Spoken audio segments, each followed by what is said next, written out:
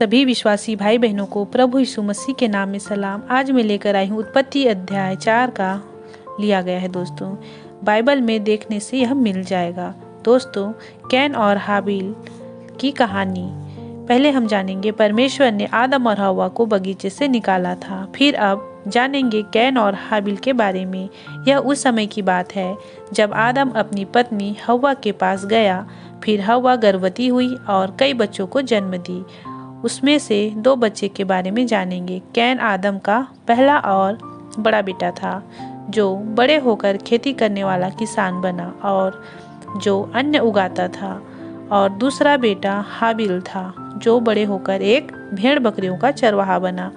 कुछ दिनों के पश्चात कैन यहोवा के पास भूमि का उपज में से कुछ भेंट लेकर गया, जो कि फसल में से बचे खोचे था। उसको अपने भाई से बहुत जलन, कपट, क्रोध रहता था और ऐसे में यहोवा परमेश्वर उसकी भेंट को ग्रहण नहीं किया। फिर वहाँ पर हाबिल भी अपनी भेड़ बकरियों के पहलौठे बच्चे को भेंट चढ़ाने के लिए ले गया और उनकी चर्बी भेंट चढ़ाई। तब यहोवा परमेश्वर ने हाबिल और उनकी भेंट को ग्रहण किया। पता है दोस्तों, यहोवा परमेश्वर ने हाबिल की भेंट क्यों स्वीकार की?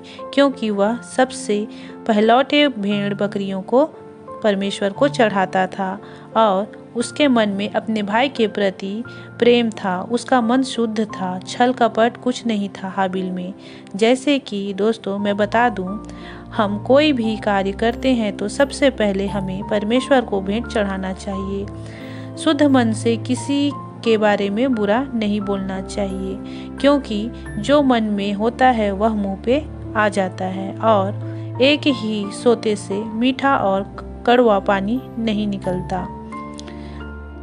दोस्तों, फिर देखते हैं कि कैन अपने भाई को बहलाकर मैदान में ले गया और कैन ने अपने भाई हाबिल के ऊपर चढ़कर उसे मार डाला और छिपा दिया। तब यहोवा परमेश्वर कैन से पूछा, तेरा भाई हाबिल कहाँ है?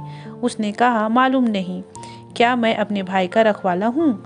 दोस्तों, यहाँ पर यहोवा परमेश्वर को सब पहले से मालूम था। उसने कहा, तूने क्या किया है? तेरे भाई का लहू भूमि में से मेरी ओर चिल्लाकर मेरी दुहाई दे रहा है। दोस्तों, यह उस समय की बात है। इस संसार में सबसे पहले हाबिल था जिसका खून भूमि पर गिरा था।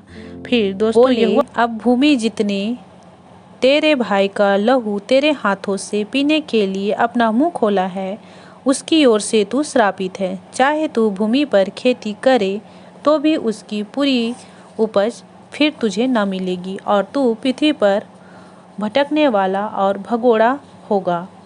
फिर कैन ने यहोवा को हमें दुहाई दी और कहा, यदि मैं पर पृथ्वी पर भटकने वाला और भगोड़ा बनूंगा तो कोई भी मुझे घात कर देगा।